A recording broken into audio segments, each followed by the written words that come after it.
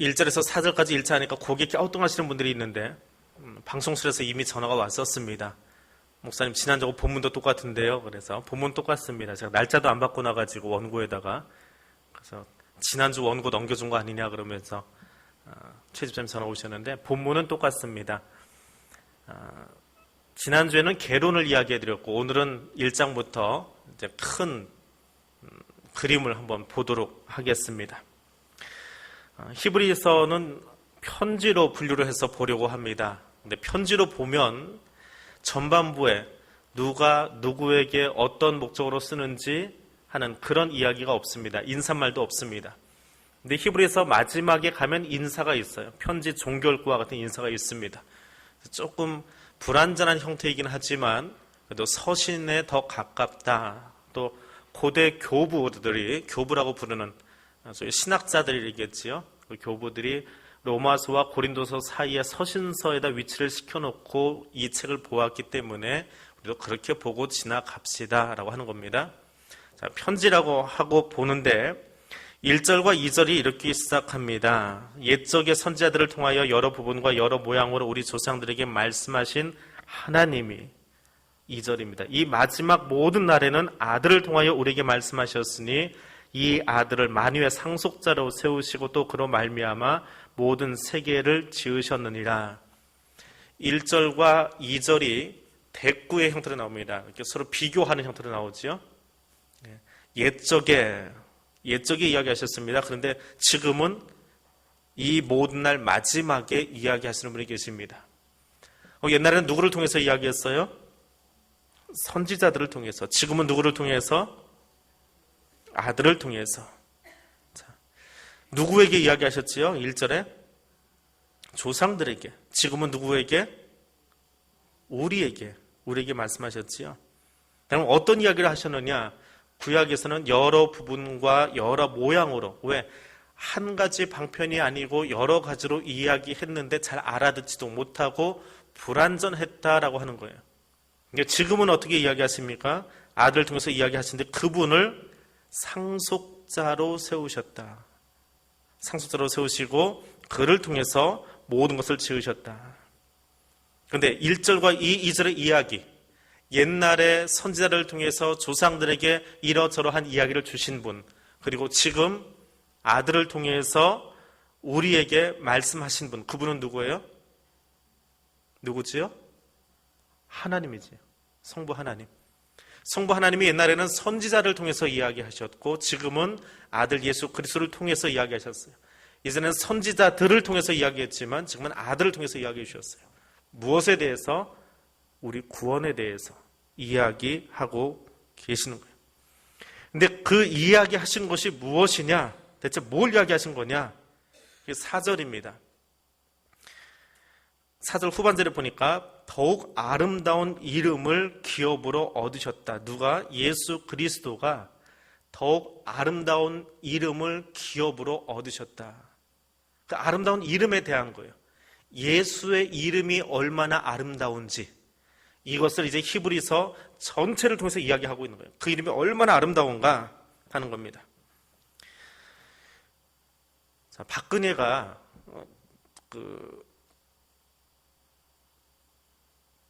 지금 남과 북의 갈등 상황 속에서 판문점에서 회의를 할 때에 뒤에서 이렇게 해라 저렇게 해라 박근혜가 이야기했거든요. 네, 그렇게 이야기하면 이제 눈빛이 달라지시는 분들이 있어요. 그리고 이제 누군가는 따질 거예요. 끝나고 나서 목사님 뒤에다 호칭 좀 붙여주시지. 목사님 야당입니까? 예, 분명히 누군가는 그렇게 합니다. 왜? 이게 동양적 사고예요. 이름은 뭐예요? 인격이에요. 이름 자체가 인격이야. 자, 그런데 이렇게 한번 해볼까요? 오바마가 이번 남북 긴장 상태에서 미군 부대를 좀 더 전진 배치시키고 우리나라를 뒤에서 후원해 주었습니다. 제가 그렇게 이야기했다고 해서 누가 쫓아가지고 목사님 왜 오바마한테 대통령 안 붙여요? 라고 이야기하는 사람 한 사람도 없습니다. 서양 사람들에게 이름은 단지 그 사람을 구별 짓는 닉네임에 불과해요. 근데 동양적인 사고에서 이름은 그 사람의 인격이에요. 그 사람이에요. 호칭도 붙여줘야 되고 때로는 안 붙여도 될 님자까지 붙여요. 제가 교생 실습 나가서 매일 그 교무주임 선생님한테 보고서를 냈는데 제일 첫날 아무개 선생님이 교생실에 와서 이런 이야기를 전달했습니다. 그랬더니 빨간색으로 동그라미 써 X를 확 그어가지고 갖다 놨어요. 대학 4년을 나오신 분이 선생 뒤에 님자를 왜 여기다 붙여놓습니까? 선생까지만 쓰면 됩니다. 님자를 쓰는 게 아니에요. 첫날 아주 망신을 받았습니다. 망신을 떨었지요. 그래서 이름은 그런 거예요. 그런데 지금 지난 주간에 남과 북이 이렇게 부딪힌 보다 근원적인 이유가 있어요. 목함지뢰 때문에 시작을 했지요. 목함지뢰가 터지고 나니까 우리가 뭐 했습니까? 그 대응 방편이 뭐가 나왔어요? 북한에다가 대북 방송을 했지요. 근데 그게 대체 얼마나 자극적이길래 북한이 그렇게 쫓아왔을까요? 물론 이제 다른 것도 있어요. 대화를 할 수밖에 없었던 다른 상황도 있지만 대북 방송의 내용이 대체 뭐였을까요? 찾아봤습니다. 진짜 그 내용이 뭐길래 북한이 저렇게 길길이 뛸까? 그랬더니 이번에 나간 대북 방송의 내용이랍니다. 박근혜 대통령은 취임 이후에 3번이나 중국을 방문했는데 김정은은 3년이 넘도록 한 번도 순방을 그냥 외국 관광도 못한다. 나이 어린 김정은이 외국 정상들 앞에서 홀대받는 것을 두려워하기 때문이다. 이거 큰 소리 쳐다 좀 외친 거예요. 북한 사람들의 입장이라면 아까 제가 예로 든 것처럼 박근혜가 이러이러했다라고 이야기한 것처럼 자기들에게는 존엄이라고 표현하죠. 북한 말로는 존엄이에요. 최고의 인물이죠. 인물도 신 같은 존재죠. 민족의 태양이시며 영두자이시며 뭐 그렇게 나와야 되는데 김정은이 나이가 어려서 홀대받을까봐 무서워서 중국에 나와보지도 못했다. 근데 박근혜 대통령은 중국 3번이나 갔다. 이걸 계속 떠들어대고 있으니까 최전방에 있는 북한 군인들이 듣기에 안 간 건 사실이잖아요. 김정은이 중국을 못 간 건 사실이잖아요. 그것 때문에도 기분이 나쁜데 그래서 정말 나이가 어려서 그럴까? 거기다가 자기들은 민족의 태양이시며 영두자이시며 뭐이시며 이렇게 붙여놓는 그 김정은이를 갖다가 뒤에 호칭 하나도 없이 이름만 덜렁 부르면서 몇 날 며칠 떠들어대고 있으면 어떨까요? 제가 설교 중에 혹 실수로 대통령 안 붙이고 한 번만 내려가도 뒤에 쫓아서 이야기하시는 분들이 있는데 전방에 있는 북한 군인들의 사기가 어떻게 돼요? 그게 심리전이에요. 이름을 가지고 하는. 근데 히브리서 1장에서 제일 먼저 거론했고 히브리서가 끝날 때까지 나오는 이야기가 무엇이냐면 이름이에요. 그 이름이 뭐예요? 누구 이름? 예수예요. 예수 이름이 대체 무엇이냐? 예수 이름이 무엇인데 너희가 똑바로 알아들어야 되느냐? 그것을 지금 히브리서 기자가 이제 이야기하고 있는 겁니다. 자, 그 이름을 기업으로 얻게 되었답니다. 1세기 지중해 연안의 국가들에게 있어서 명예라고 하는 것은 아주 소중합니다. 우리도 명예는 아주 소중한 민족이에요. 동양 사람에게 명예는 아주 중요합니다. 서양 사람이라고 예외는 아니지만 이 명예는 2가지가 있어요. 하나는 습득하는 명예가 있어요. 내가 열심히 일하고 공부하고 자리를 차지해서 가져가는 명예가 있어요. 행정고시 패스하고 외무고시 패스하고 사법고시 패스해서 급이 올라가면서 가져오는 명예가 있어요. 그런가 하면 왕정체제에서는 자동적으로 가져오는 게 있어요. 세습하는 명예가 있지요. 세습되어지는 명예. 근데 예수의 이름이 가진 명예는 뭐예요? 예수가 열심히 노력해가지고 그가 신의 경제에 도달했습니까? 하나님 아버지께서 성부 하나님이 그 아들에게 뛰어난 이름을 주신 거예요. 그러니까 다른 사람하고는 비교할 수 없는 이름을 그 예수가 가졌다. 이제 그것을 설명하기 위한 겁니다. 그럼 대체 그 이름이 어떤 것이냐? 2절에서 4절까지 말씀을 다시 읽어보니까 그 이 아들을 우리에게 아들을 통해서 우리에게 말씀해 주셨는데 그 아들을 만유의 상속자로 세우셨답니다. 상속자. 하나님을 만나기 위해서 가장 좋은 방법은 뭘까요? 하나님 심부름을 하는 존재를 만나는 것이 좋겠습니까? 그 아들을 만나는 게 좋겠습니까? 그 아들들 중에서도 막내 아들 만나는 게 좋겠어요? 상속자 만나는 게 좋겠어요? 예수가 누구라고요? 상속자예요. 하나님을 만날 수 있는 가장 좋은, 가장 최고의 이름이 예수더라라고 하는 거예요. 그리고 그 예수는 어떤 분이냐? 모든 세계를 지으신 분이에요. 하나님이 계획하시고 그 창조에 예수 그리스도가 같이 동참해 계셨다. 같이 계셨다. 태초에 말씀이 계셨으니 하면서 요한도 같이 고백하고 있지요.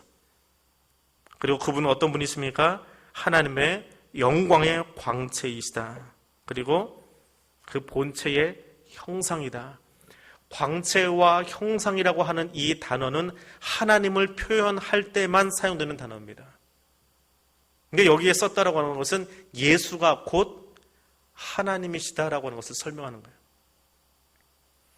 또 형상이다, 이미지다라고 하는 것은 어떤 의미가 있냐면 요즘 우리나라는 뭐 그렇게까지 안 합니다. 근데 공산권 국가에 가서 동전이나 지폐를 보면 그 나라를 일으킨 사람, 북한 화폐를 보면요, 김일성도 있고 김정일이도 있고 김정은도 있습니다. 또 중국 화폐를 보면 거기에 모택동도 있어요. 그런 식으로 로마 제국의 화폐를 보면 그 동전에 황제의 이미지가 있어요. 형상이 있어요. 그럼 그 동전은 더 이상 동전이 아니라 황제 그 자체가 되어져요. 그 동전이 통용되는 모든 지역은 황제가 관할하는 지역이에요. 식민지를 점령할 때마다 그 땅에는 모든 화폐를 없애버리고 로마의 화폐를 사용하도록 만들어줍니다. 여기는 내가 통치한다라고 하는 거예요. 대한민국 화폐를 가지고 어디까지 나가서 쓸 수 있는 것 같아요?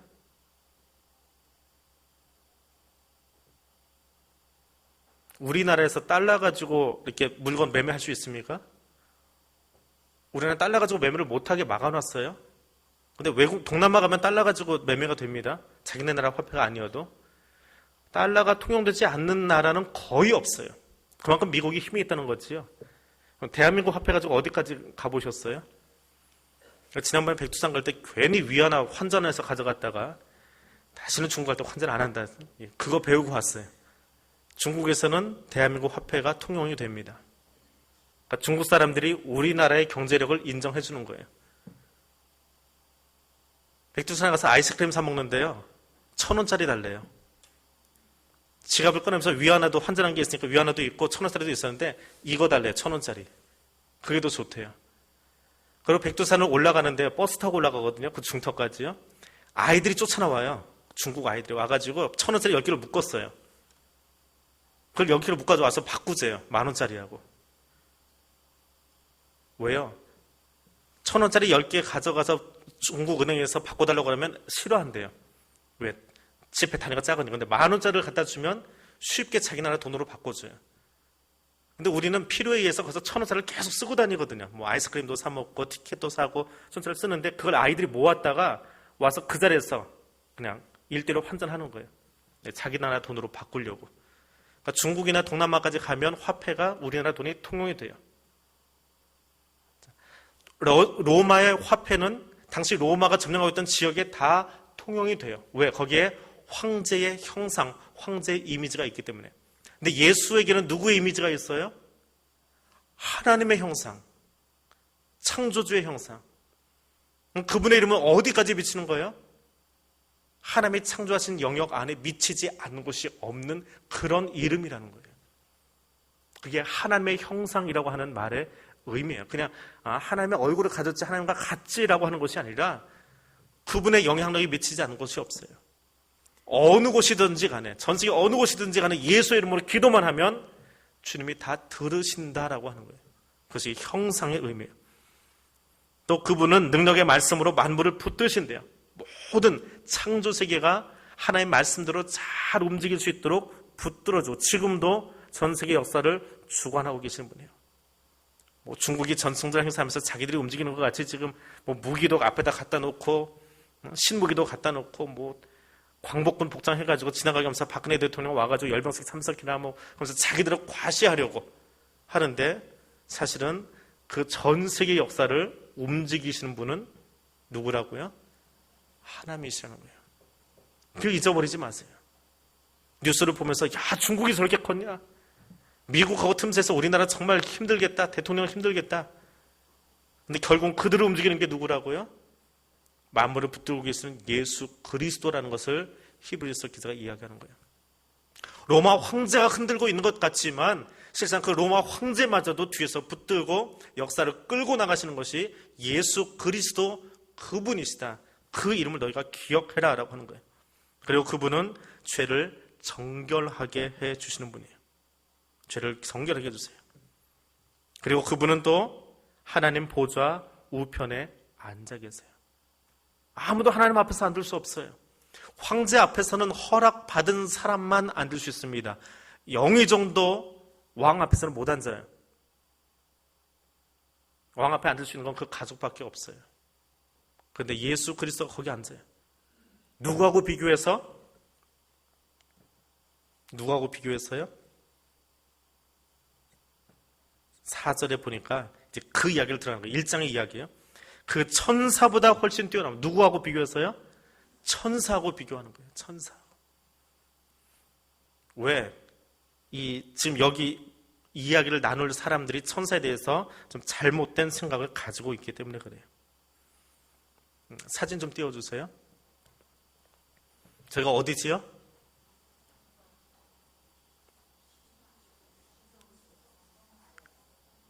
어제 안 갔다 오셨어요? 왜 지성소라고 그래요, 저기를? 성소죠, 성소. 예. 여러분 보기에 화면 오른쪽에 하얀 게 뭐예요? 진설병, 떡상. 왼쪽은 촛대. 앞에 보이는 건 금향단. 그 뒤에 그 휘장이 있지요? 휘장 두께가 얼마나 된다고 그랬어요? 남자 한 뼘. 두께가 한 뼘. 실로 짰는데 두께가 한 뼘. 제가 성막에 제일 첫 번째 갔다, 어제 간 게 세 번째인데요. 첫 번째 갔다 와서 제일 놀랬던 게 그거예요. 야, 저 두께, 지금 저 앞에 보이는 저 휘장이 두께가 20cm짜리 털실로 짠 건데 예수님이 죽으실 때 어떻게 됐어요? 찢어졌어요. 제가 처음에 갔을 때요. 그날은 이제 김한배 목사님, 지금 광원교회 담임 목사님 되셨는데 그분이 저 성막을 만드셨거든요. 장난삼아 그래요. 칼을 꺼내가지고 누구 자신 있으면 이 칼 가지고 한 번에 저 휘장을 찢을 수 있는 사람 한번 나와보래요. 근데 아무 소리 안 하겠대요. 한 번에 찢을 수 있는 사람. 두 번, 세 번 칼질하지 말고. 근데 저거는 1cm짜리예요, 두께가. 저기 걸려있는 거는.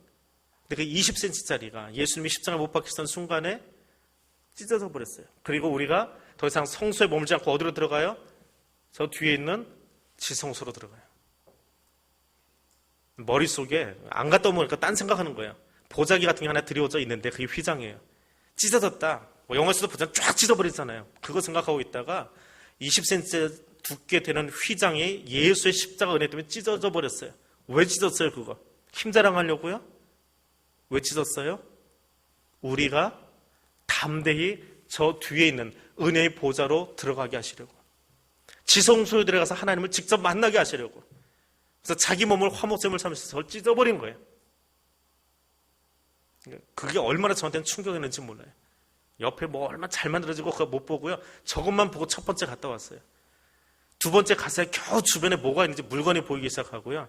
어제 가가지고 이제 구석구석에 놓여있는, 부직갱이 놓여있는 위치까지 보고 왔어요. 한 3번, 4번 가니까 이제 부직갱이 위치가 보이더라고요. 소 머리 잘라놓은 게 어디에 있는지 어제 봤어요.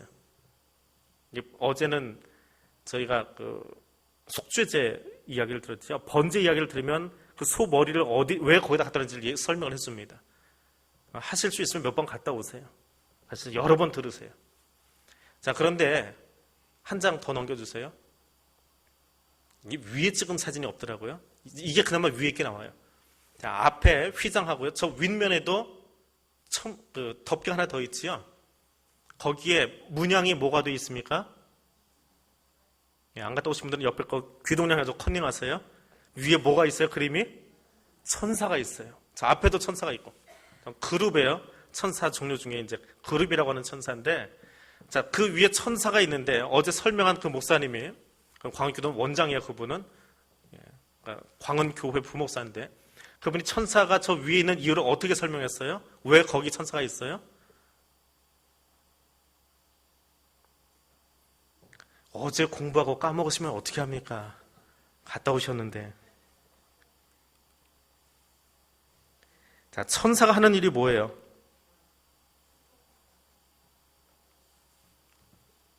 처음부터 다시 설명을 드릴게요. 유대인들이 생각하는 천사가 있습니다. 유대인들이 생각하는 천사. 그 천사의 첫 번째 역할은 무엇이냐면 하나님을 영화롭게 하는 거예요. 그래서 시편 103편에 보면 능력이 있어 여호와의 말씀을 행하며 그의 말씀의 소리를 듣는 여호와의 천사들이여 여호와를 송축하라. 그에게 수종 들며 그의 뜻을 행하는 모든 천군이여 여호와를 송축하라 이야기합니다. 천사의 제일 첫 번째 사명이에요. 하나님께 노래하는 거예요. 찬양대 역할을 하는 게 천사의 역할이에요. 두 번째는 하나님의 메시지를 전달하는 거예요. 야, 소돔과 고모라가 멸망한대 하고 아브라함에게 전달해 주는 역할. 수태고지하는 역할. 내가 아들을 낳으리니 그 이름을 예수라 하라. 그 역할.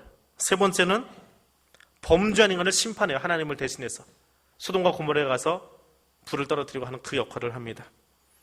네 번째는 하나님의 백성을 보호하는 역할을 해요. 출애굽기에 보니까 이스라엘 진 앞에 가던 하나님의 사자가 그들의 뒤로 옮겨가며 구름 기둥도 앞에서 그 뒤로 옮겨 애굽 진과 이스라엘 진 사이에 이르러 서니 저쪽에는 구름과 흑암이 있고 이쪽에는 밤이 밝음으로 밤새도록 저쪽이 이쪽에 가까이 못하더라. 하나님의 사자가 이스라엘과 애굽 진영 사이에 서가지고 막을 쳐주는 거예요. 왜? 이스라엘이 다 도강할 수 있도록, 홍해를 건너갈 수 있도록 그 백성을 보호하는 역할을 해요. 기억나세요? 성막 안에 들어가면 천사가 그 위에 있어요. 왜? 기도하는 그 성도들을 보호하라고. 그게 광원교회에서 그걸 만들어 놓고 한 해석이에요. 성도를 보호하라고. 뜰만 밟으면 천사가 위에 있어요? 없어요? 없지요. 안에 들어가면 앞에도 있고 위에도 있고 뒤에도 있어요. 옆에는 널판이니까. 천사가 기도하는 성도들을 보호해 주는 거예요.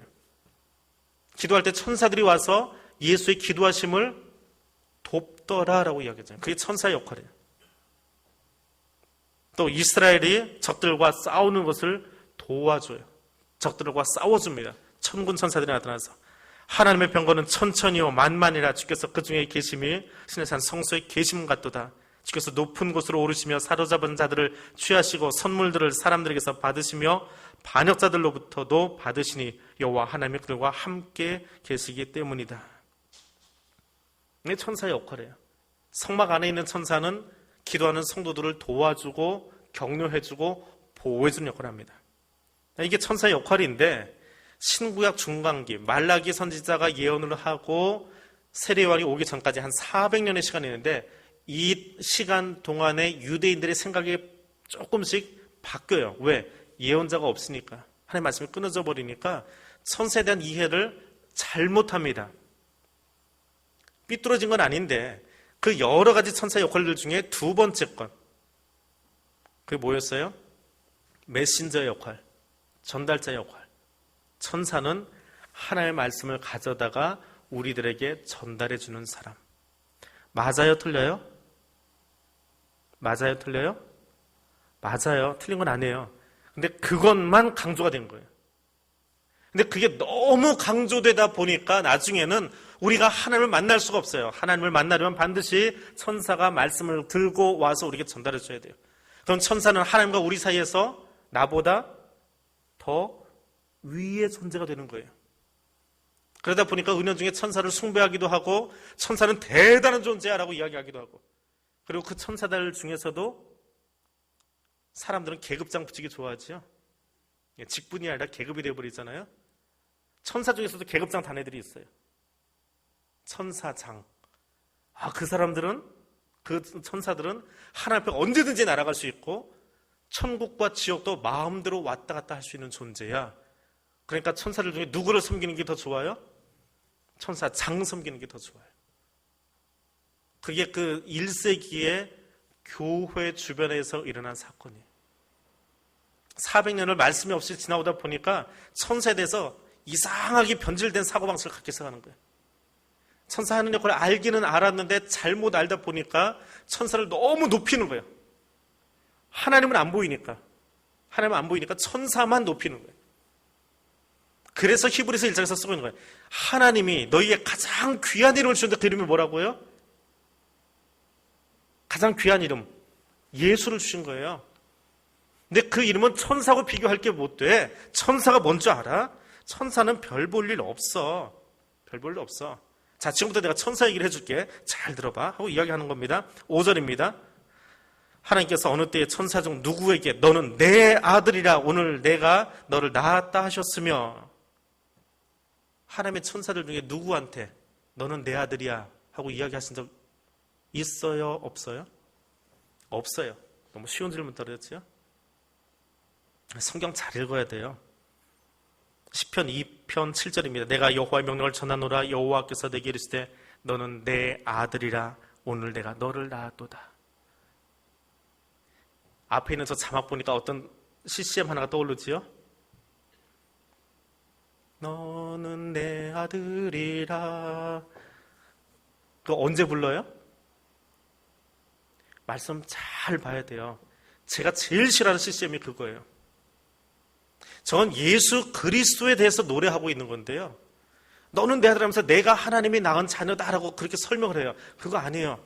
시편 2편은 예수 그리스도를 노래하기 위해서 만들어진 시예요. 군왕시예요.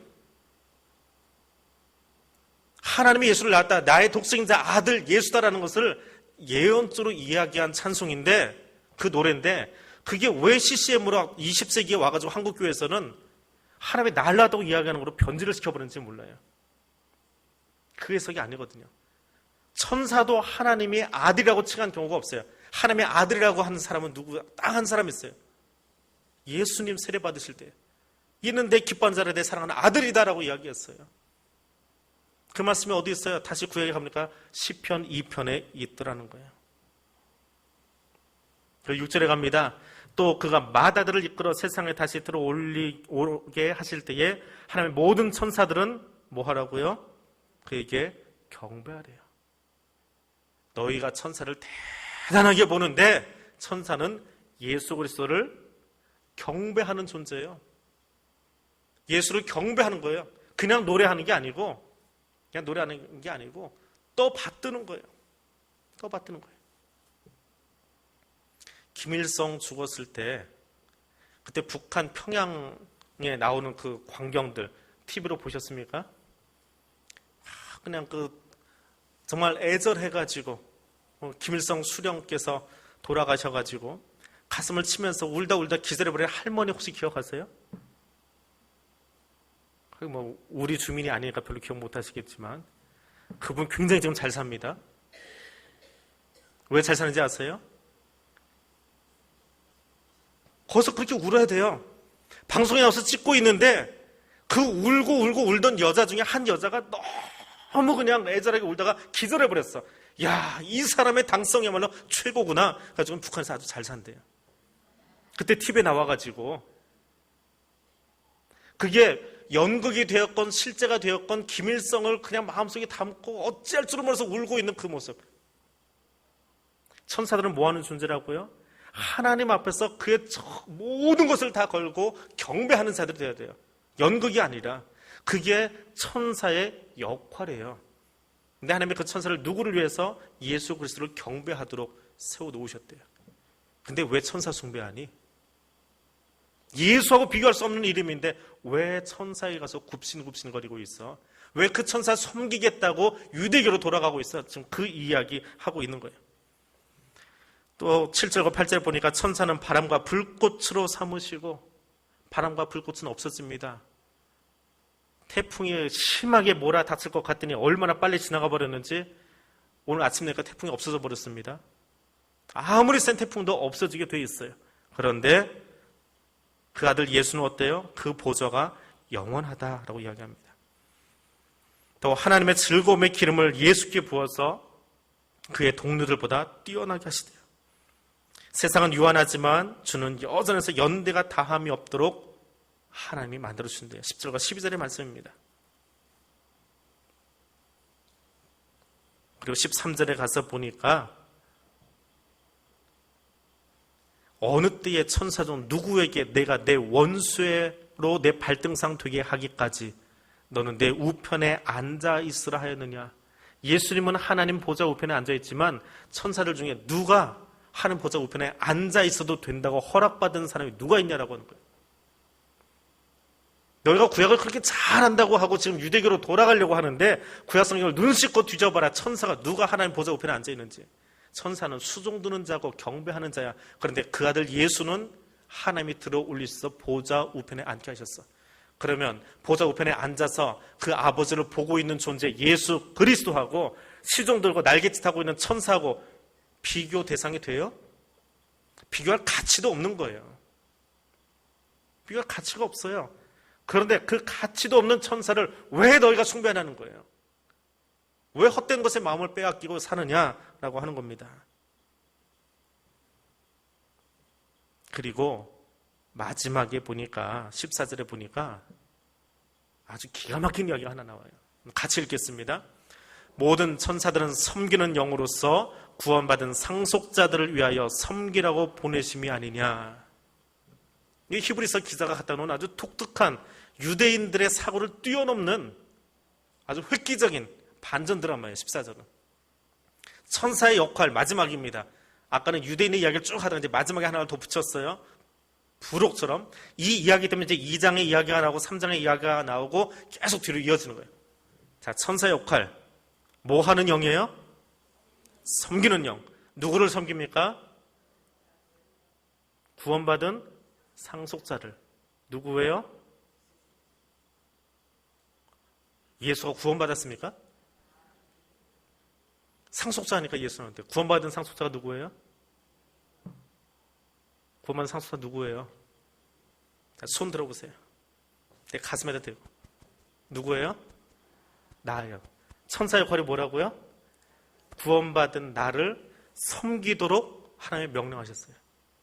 지금은 천사보다 조금 못하게 우리를 만들어 놓으셨지만 죄 때문에 에덴을 쫓겨나서 지금 여기서 이렇게 살고 있지만 나이가 드니까 육신도 아프고 뼈도 아프고 고개도 숙여지고 하지만 그런데 하나님이 본질적으로 우리를 만드실 때에 천사와 우리의 존재를 어떻게 만드셨어요? 저들이 나를 어떻게 한다고요? 섬기도록. 나를 섬겨야 될 대상을 내가 섬기고 있으면 말이 되는 소리예요? 말도 안 되는 소리예요. 천사는 나를 섬기도록 존재하는 자예요. 천사는 내가 성막에 들어가서 지성소에 들어가서 예수 하나님께 기도할 때에 하나님을 만나려고 할 때에 나의 기도를 돕도록 그 위에 날개 펴고 있는 존재예요. 나보다 큰 것이 아니라 내가 기도할 때 돕는 존재예요. 그게 천사의 역할이에요. 근데 왜 그 천사를 섬기냐고요? 왜 그걸 섬기겠다고 유대교로 다시 돌아가냐고요? 왜 예수의 이름이 어떤 것인지 바로 알지 못하고 예수가 얼마나 뛰어난 이름을 가지신 분인지 알지 못하고 왜 다시 돌아가서 옛 것으로 옛 습관으로 돌아가서 그것이 좋다고 거기서 허우적거리고 있냐고요. 왜 예수 믿으러 하면서 아직도 옛 습관 버리지 못하고 점치로 돌아다니고 예수 믿으러 하면서 왜 아직도 다른 곳에 가서 머리 숙이고 있고 왜 그렇게 사냐고요. 왜 유대교로 돌아가고 왜 점치러 가고 왜 다른 곳에 가서 예수 아닌 다른 곳을 섬기고 그들은 나를 시종들어야 될 자들인데 왜 그렇게 사냐고요. 그거 지금 야단치고 있는 거예요. 결론입니다. 모든 천사들은 섬기는 영으로서 구원받을 상속자들을 위하여 섬기라고 존재하는 거예요. 그들은 우리의 숭배 대상이 아닙니다. 천사는 우리가 경배해야 될 대상이 아니에요. 할 말이 있다면 내가 여기 사는 동안에 나는 아직 영적인 존재가 아니니까 주님 나라 갈 때까지 너 날 잘 보호하고 다녀야 돼. 그게 하나님이 너한테 주신 사명이야. 혹시 천사를 만나면 그렇게 이야기하세요. 그게 네 사명이야. 보디가드는요, 자기가 보호해야 될 사람 끝까지 다치지 않도록 자기가 다치는 한이 있어도 따라다녀야 되잖아요. 혹시 천사를 만나시면 혹시 천사의 얼굴을 보면 그렇게 이야기하세요. 너는 끝까지 나를 보호해줘야 되니까 네 사명 망각하지 말고 쫓아다녀. 천사한테 그렇게 당당하게 이야기하세요. 그게 그들의 사명이에요. 근데 걔가 날갯짓 한다고, 나는 날갯짓 못하지만 날갯짓 한다고 가서 섬기지 마시고 그에게 예배드리지 마시고. 예수가 누구냐? 지금도 하나님 보좌 우편에 앉으셔서 창조주로 구원자로 우리와 함께 하세요. 하나님 그 이름을 아주 높여주셨어요. 허탄하고 망령된 신화를 쫓지 말고 성경적인 가치관, 성경적인 세계관 가지고 하나님의 자녀로, 하나님의 백성으로 자라갈 수 있도록 기도하시기를 바랍니다. 오늘 우리를 자꾸만 유혹하는 것들이 있어요. 예수의 이름이 얼마나 뛰어난 이름인데, 그 이름을 빌어서 내가 구원받았는데 그 자꾸 잊어버리게 하는 허탄한 신화를 따라가지 마세요. 허탄한 것 쫓아가지 마세요. 돈이 최고인 줄 알고, 물질이 최고인 줄 알고, 거짓 귀신한테 가서 고개 숙이면서 거기서 복이 나올 줄 알고, 그거 버리시라고요. 나를 구원하기 위해서 하나님이 얼마나 값진 비싼 대가를 치르셨는데, 그 아들 예수를 십자가에 죽이시기까지 우리를 사랑해 주셨는데, 그 사랑 기억하고 사시기 바랍니다. 유일하신 예수 그리스도의 이름으로만 옷 입으시기 바랍니다.